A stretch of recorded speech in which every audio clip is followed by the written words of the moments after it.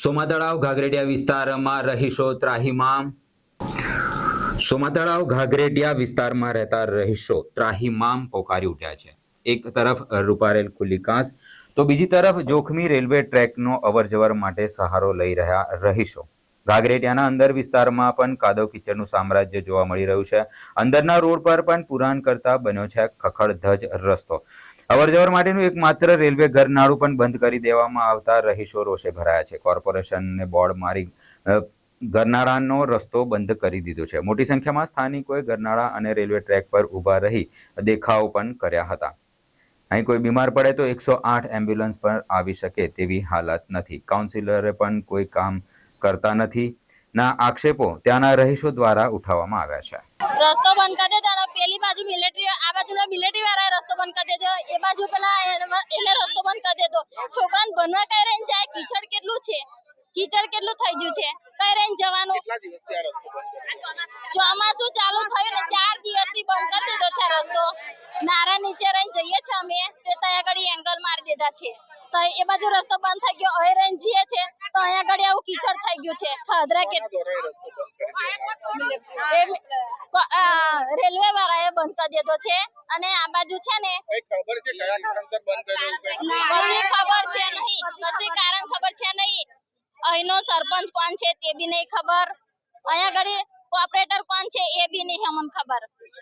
આવે છે વાટ આલવા, અમને આલજો ઓને આલજો, પણ કોને આલવાનો અમારો વાટ? આ જ્યારે રસ્તો આવો હોય છે ત્યાં તો કોઈ જોવા આવતા જ નહીં, વાટ તો લઈ જ જાય છે, પણ આ જ્યારે રસ્તો આવો છે ત્યારે જોવા આવે છે લોકો નહીં। પેલો જે રસ્તો હતો એ મેઇન રસ્તો હતો, એ મેઇન રસ્તો હતો, છોકરા ભણવા તૈયાર જ જતા હતા, અને હવે રસ્તો બંધ થઈ ગયો, આખું બ્રિજ ચડીને જવું પડે છે।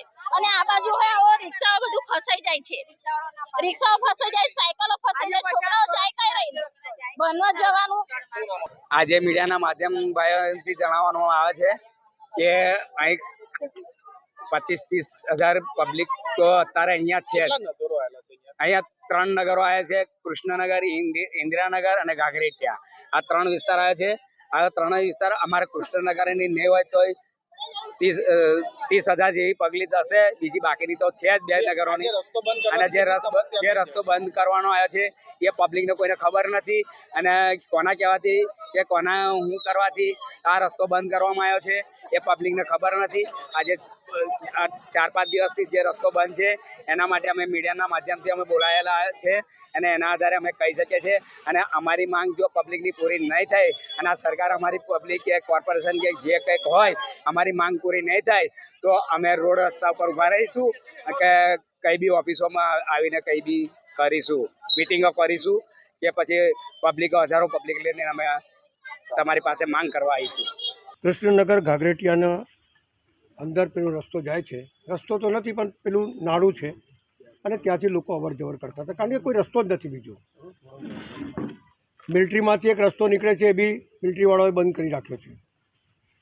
હવે સવાલ એ છે કે રૂપારેલ કાસ ત્યાંથી જ જાય છે, અને કોઈએ ઇન્ટરવ્યૂ આપ્યું હશે તો બંધ થઈ ગયું, એટલે રેલવેવાળા એવું કહે છે કે ભાઈ કોઈની જાન જોખમમાં ના હોય અને કોઈ મરી ના જાય એટલા માટે અમે બંધ કરી દીધું છે। પણ સવાલ એ આવે છે કે મધ્યમ વર્ગ અને ગરીબ વર્ગના નાગરિકો જાય ક્યાંથી, સૌથી મોટો પ્રશ્ન છે।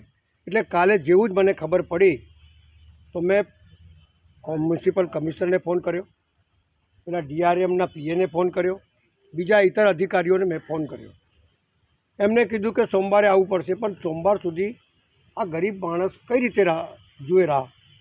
એટલે હું આપના માધ્યમથી શહેરના તમામ આગેવાનો, જેમ કે અહીંયા 2 ધારાસભ્ય લાગે છે, એક બાજુ યોગેશ પટેલ છે, અને બીજું બાજુ જોઈએ તો આપણા બાળુભાઈ શુક્લ છે, સંસદ સભ્ય છે આપણા હેમાંગભાઈ જોશી, અને અમે લોકો છીએ, બધા ભેગા મળીને રજૂઆત કરીને એમનો રસ્તો ખોલાવી આપીએ।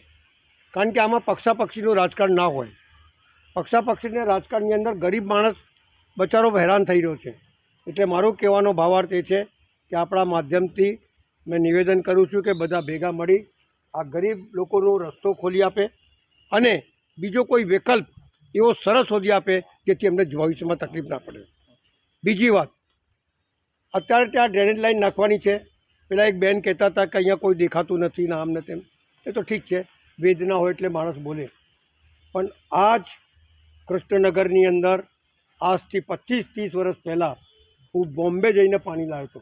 નીચેથી લાઈન નીકળવા નહોતા દેતા, ત્યારે ડીઆરએમની ઉપર ત્યાં ગયેલો અને ત્યાંથી લાવેલો. ત્યાં ઝવેરનગર, અનુપમનગર, વિજયવાડી અને કૃષ્ણનગર બધાને ખબર છે કે ભાઈ, જે જૂના માણસોને ખબર છે કે બધું ભાઈ, સૌથી પહેલાં લાઇટ કૃષ્ણનગરમાં હું લાવ્યો હતો.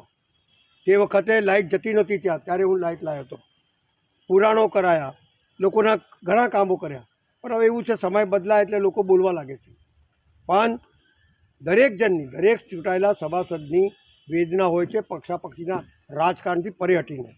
એ લોકોએ બી કામ કર્યું છે, અમે બી કામ કરીએ છીએ. કામ કરવાથી, કામ કરવું એ જ ચૂંટાયેલા પ્રતિનિધિનો કર્તવ્ય છે અને ફરજ બી છે, એ કરી રહ્યા છે. પણ આ અચાનક જો રેલવે બંધ કરે, સેન્ટ્રલ ગવર્મેન્ટની રેલવે હોય અને એની અંદર લોકોની વેદના, લોકોની જોડે રહી અને શાંતિથી હલ થાય અને લોકોને રસ્તો મળે, એ જ અમારા પ્રયત્ન હશે. અને એટલા જ માટે, જેમ મેં વાત કહેતો હતો કે રસ્તો કાઢવાની, ટીપી નખાયા પછી, ટીપી જ્યારે આવી હમણાં, ત્યારે લોકોના ઘરો પરથી ટીપી કાઢી છે અને ત્યાંથી ડ્રેનેજ લઈ જવાની છે. હવે સવાલ એ છે કે તમે અત્યારે એક રોડ લાઈન કેન્સલ કરી, જે 20 વર્ષથી પેલું કઈ કંપની એબીપીની રસ્તો લાઈન કેન્સલ કર્યું, તો આ તો પછી એના કરતાં ઓછા સમયમાં ટીપી નાખી છે. તો ગરીબ માણસના ઘરો તોડવાની જરૂર છે. બીજો કોઈ વિકલ્પ કરો, એને ટીપી ખોલો. એ જ રીતે સોમા તળાવની અંદર છે. તો ભાઈ, ગરીબોને રહેવા માટેની વ્યવસ્થા તમારે સત્તા પર બેઠેલા લોકોએ કરવાની હોય. અને એ બધા, અમારી જરૂર પડશે તો અમે હાજર છીએ. અમારા મનમાં કોઈ પક્ષાપક્ષીનું રાજકારણ નથી. પણ ગરીબો હેરાન ના થાય, એમને રસ્તો મળે, બાળકો નિશાળ જઈ શકે, એવી વ્યવસ્થા કરવા માટે આપ લોકોથી અનુરોધ કરું.